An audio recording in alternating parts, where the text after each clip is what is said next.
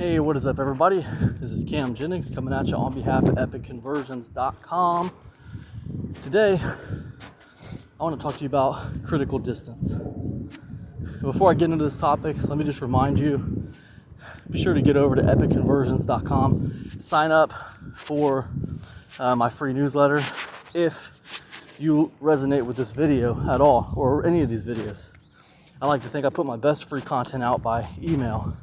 In fact, I just recently revised my autoresponder sequence with like a 10-part sequence that when you sign up for my free newsletter, you're going to receive 10 secrets on the subject of PLR, like one secret per message. It's really cool. I mean, I should have sold it, but I'm just going to give it away by email. And I think,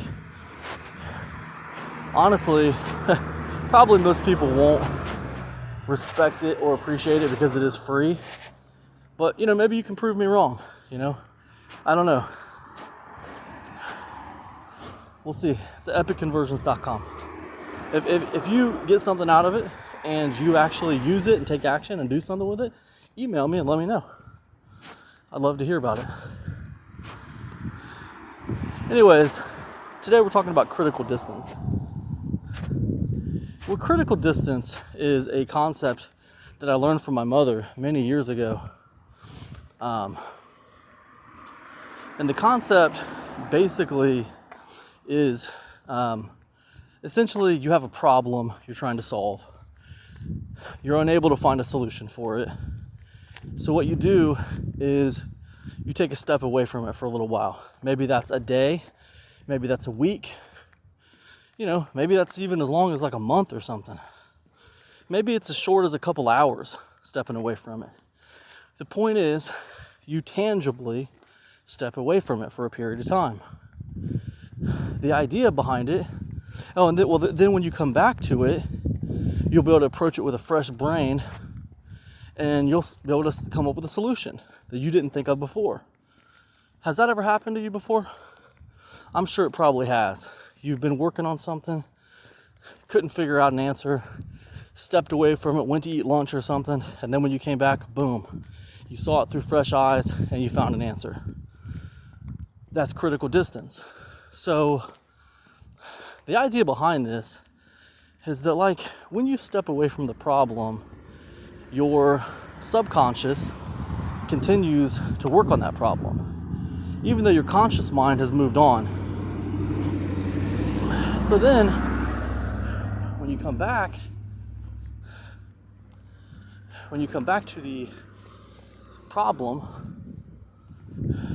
after taking a break, your conscious mind accesses some of that stuff your subconscious mind was still working on, and you are able to solve the problem. That's basically how it works. Now, so when it comes to this idea of critical distance, it's something I've used several times in my online marketing career over the years, and it's always seemed to work for me. I'll give you a couple examples. Recently I was talking to you about advice and how to approach advice, and I told you a story about this George Brown course that I purchased called Google Sniper. In the case of that course, I was telling you in that story how that course, it didn't work for me. I was trying to use it and I was disappointed because I paid a lot of money for it, but I couldn't get it to work. So I stepped away from it for a while. But I didn't step away from it with the idea of giving up. I stepped away from it with the idea that I liked the concepts in the course, but I can't seem to get it to work right now. So let me step away from it for a while and see what I can come up with. And in that story, I told you that eventually I came back and I applied those methods to YouTube, and they worked like gangbusters. That's critical distance in motion right there.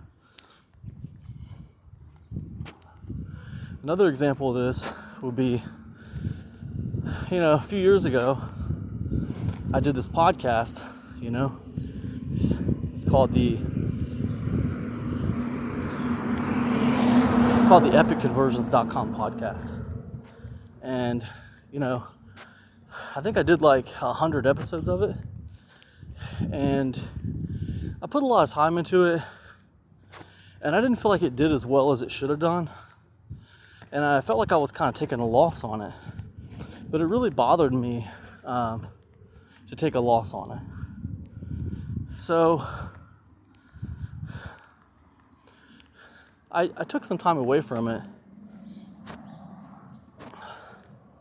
and just kind of like stopped focusing on, I kind of shifted my mindset, my critical, so like the goal of that podcast, I was trying to grow it a little bit. And what happened was, there was a point in that podcast where I shifted my focus from trying to grow it to being like, you know what? I'm not going to try to grow this anymore. I'm going to keep doing the episodes, but I'm not going to worry about growth anymore. And I'm going to see what else comes up, because I don't want to take a loss on this, but this whole trying to grow it thing isn't working. And it's not that like I didn't know how to grow a podcast, because I did. But the problem was, all the methods of growing a podcast, I didn't want to do. So I was looking for ways to grow the podcast without doing the typical things that grow a podcast, if that makes any sense. Such as the interwebs of my mind. But anyways, so I stopped focusing on the growth of the podcast. Instead, I didn't focus on anything. I just focused on publishing the episodes. But my subconscious mind was still working on this problem of not taking a loss on the podcast.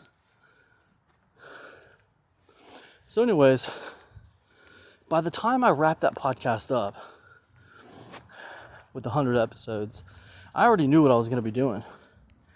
And what I wanted to do was, I wanted to take the whole thing and I just wanted to license it.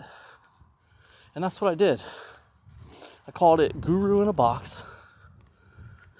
And I licensed the audio content. And that podcast made thousands of dollars, It was a great success, but it was all based off thinking outside the box and looking at the content a little bit differently from a different angle. But the only reason I was able to do that is because I stopped focusing on the thing. And I took some critical distance from the problem. Then what did I do?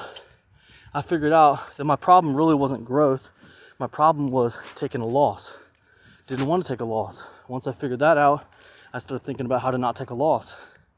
And I figured it out. But the point is, like, it all came from this idea of critical distance. Again, you don't take critical distance and just give up. It's not like you take critical distance and you say, okay, well, I'm just going to step away from this problem until I come up with a solution. Then one day maybe a solution will fall out of the sky and hit me on the head. It's not like that. You take a calculated amount of time off from the thing, okay? Take a calculated amount of time off.